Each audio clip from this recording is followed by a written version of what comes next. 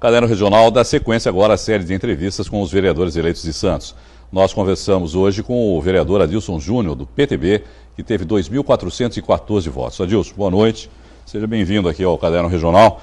Você ainda é muito jovem, né, Adilson? Mas você é o mais jovem, aliás, da Câmara, né? Na atual, sim. Na atual legislatura. Mas apesar disso, você já tem uma experiência. Você se elegeu em 2008, depois em 2012. Mas a Câmara terá aí uma renovação de pelo menos 8 estreantes, né?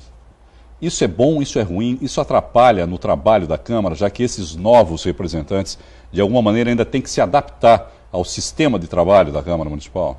Boa noite, Irineu. Boa noite aos amigos telespectadores da Santa Cecília, do Caderno Regional.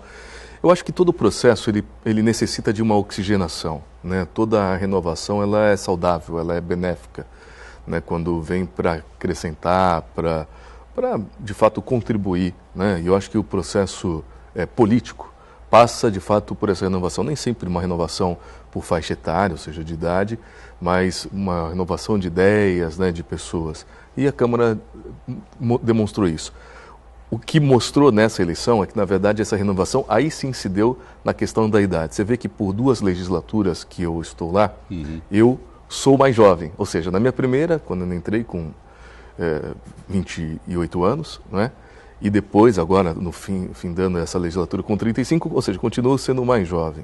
E você vê que agora perdi esse posto. Ah, vai perder com certeza, Já né? perdi o posto de entrar, mas o que é saudável. A Audrey que teve aqui é mais nova, né? Provavelmente que você. Não, a Audrey tem, eu acho que tem 40 anos, né? Já tem 40, Audrey? Os mais novos são o Fabrício DVD, acho que o Bruno Orlandi também tem menos idade. Bom, de qualquer forma, é uma boa renovação. Sem dúvida. A gente espera que realmente eles façam um trabalho bom e melhore a situação. Agora, Adilson, em 2012 você estava no PT, você era a oposição do Executivo. No final do mandato você mudou para o PTB, se reelegeu, e você passou a fazer parte da coligação que reelegeu o atual prefeito. Exato. Por que essa mudança? E o que muda para você agora nessa situação? Primeiro, eu acho que o que me levou a mudar, né, foi a questão de eu estar incômodo realmente na questão do PT, naquele momento. Né? Primeiro por tudo isso que está passando no partido, e quando você tem mandato, esse rótulo se acentua, né? Ou seja, as pessoas te cobram mais por você estar numa agremiação que está passando por toda essa problemática, ou seja, e aí aquilo de alguma forma me deixou numa situação difícil, delicada. Eu não tinha mais argumentos para tentar contrapor, né, as questões que envolviam o partido, e mais do que isso, que eu não conseguia mostrar que eu não fazia parte daquilo, como muitos filiados até hoje, né, do partido também não fazem parte de nada disso. Ou seja, mas discutindo com o meu grupo de apoio, discutindo com a família, achei por melhor sair da questão do PT. E enxergava, né, que de certa forma a gente precisava construir juntos uma sociedade mais justa, né, uma cidade melhor. E via, como continuo vendo, no governo do prefeito Paulo Alexandre Barbosa, todas essas, não só boas intenções, mas um trabalho realmente com todas as dificuldades que a vida pública te coloca, ou seja, mas um projeto para a cidade benéfico, positivo, não é? O que me levou, então, a entrar na sua base de sustentação na Câmara e, além disso, né, ser mais para que proponha também algumas questões, seja em projetos, requerimentos ou discussões através do âmbito do Legislativo, que pudesse fazer com que a gente fizesse essa transformação ou pautasse a cidade para esse momento que a gente está vivendo. A gente sabe que a cidade de Santos tem um grande número de idosos, né? A própria prefeitura divulgou números aí dizendo que 20% da população são de idosos. E você é justamente presidente da Comissão de Defesa dos Direitos ao Idoso. Quais os projetos, os planos, as atitudes que você busca para tentar, de alguma maneira, propiciar melhor qualidade de vida para essa faixa etária da população, Adilson? Danilo, a Comissão Permanente do Direito do Idoso foi uma lei minha, ela não existia enquanto fomento de política pública. Nós temos hoje 17 comissões permanentes na Câmara, e quando eu adentrei em 2008, isso já era uma luta da então vereadora Sueli Morgado, e ela existia enquanto serve, ou seja, aquela que a cada momento o vereador tem que instaurar. E comissão permanente não, ela, como o nome já diz, ela é permanente, ou seja, ela é uma política pública recorrente na Câmara, independente se um parlamentar queira abrir ou não. Então, desde que eu entrei, eu entendi que a gente precisava, de fato, criar políticas públicas ou potencializar aquelas que já existiam, voltada para a questão dos idosos, né? Então, hoje a gente tem essa comissão permanente. Ou seja, aqui, como você disse, nós somos a cidade com o maior número de idosos do estado de São Paulo e, percentualmente falando, a cidade com o maior número de idosos do país, né? Então, isso faz com que você tenha uma responsabilidade também com essa faixa etária da sociedade. Ou seja, alguns que aqui nasceram e outros que, pela qualidade de vida, foram atraídos para a nossa cidade. Qual é o papel exato da comissão, Adilson? É isso, discutir políticas para aquela determinada comissão? Porque você participa de outras comissões também, além dessa. Quais são essas outras comissões? Eu participo da Comissão do Meio Ambiente, Verde e Proteção Animal, sou vice-presidente da Comissão de Finanças, essas as comissões permanentes. E algumas outras comissões especiais, né, como é a questão de moradia popular, por exemplo, que a gente participa enquanto especial. E essas comissões se reúnem para discutir políticas dentro dessas áreas, é isso? Exato. O princípio, realmente, das comissões, ela é discutir, fomentar essas políticas públicas envolvidas nos seus temas, né? A do idoso também é assim. Ou seja, trazer para o âmbito do legislativo, que é o parlamento, né?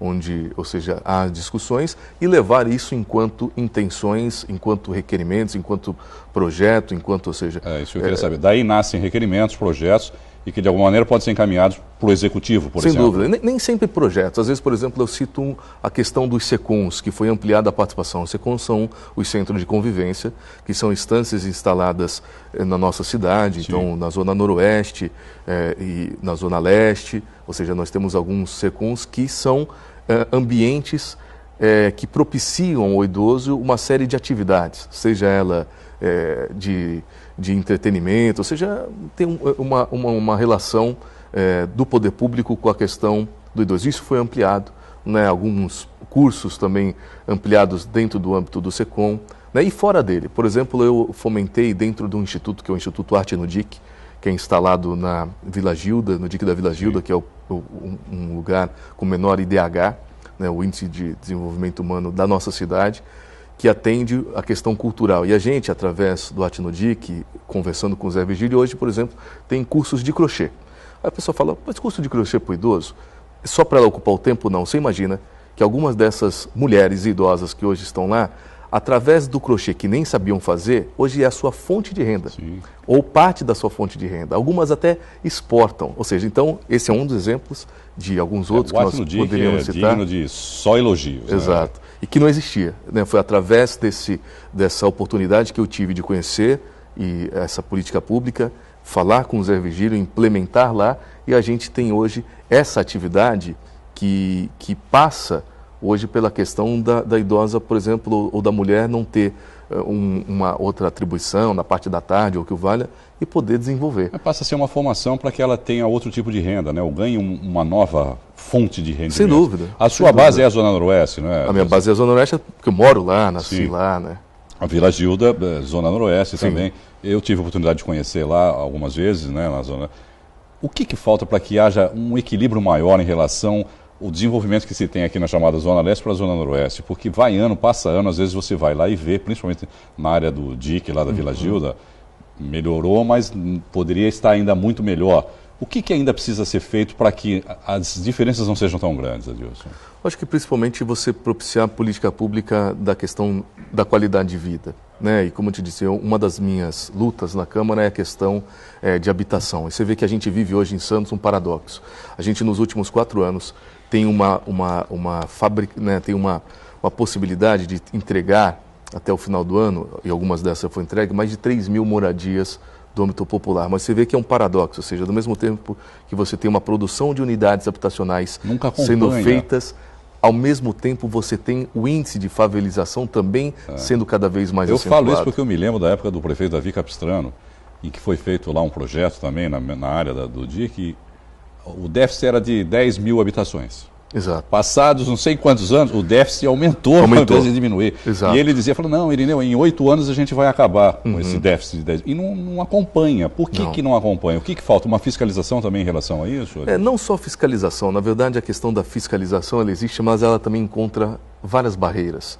né? Ou seja, você não consegue de alguma forma mitigar essa aceleração de um índice de favelização grande, ou seja, você, da mesma forma que você retira as pessoas e deveria naquele espaço não construir, passado pouco tempo já tem novas habitações irregulares naquele lugar. Então isso eu acho que é um grande desafio do poder público, né? Você conseguir fiscalizar essas novas que você construiu, que você outorgou e deu para uma família carente, para que ela não retorne, por exemplo, e não estou falando só da fiscalização de não permitir uma venda ou aluguel que o valha, mas principalmente reinseri-la. Que é o que acontece às vezes também, né? A própria pessoa que recebe nessa outorga acaba repassando. Repassando. Né, o que hoje tem mecanismos que permitem que você, se assim eu fizer, nunca mais você é inserido num programa habitacional no Brasil. Eu me lembro que as outorgas saíram até inclusive no nome da mulher, né? Hoje é assim. É assim ainda hoje. E você é inserido num banco, né, de dados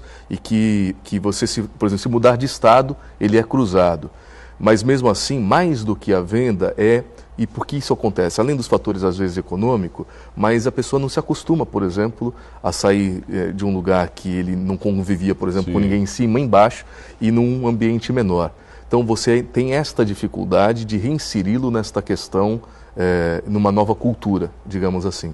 E você não consegue ter este equilíbrio, ou seja, eu retiro e, ao passo que, como você disse, eu vou, ao tempo, diminuindo essas minhas habitações subhumanas, que são habitações subhumanas. Sim. Então, eu acho que esse é um grande desafio que precisa não só ser encarado, mas achar mecanismos que a gente consiga, de alguma forma, zerar, né, ou equilibrar esse índice. Espero que você consiga nesse seu novo mandato agora, é claro, com a ajuda de todos os outros vereadores que estarão lá na Câmara. Adilson, muito obrigado, viu, pela sua participação, parabéns e boa sorte aí nesse novo mandato. Eu que agradeço mais uma vez, que agradecer o Caderno Regional sempre propiciando, né, essa interação com os nossos munícipes, esse telejornalismo regional que é bastante importante, e agradecer a gente poder publicizar aqui as nossas ações, estamos sempre à disposição. Obrigado. Obrigado você.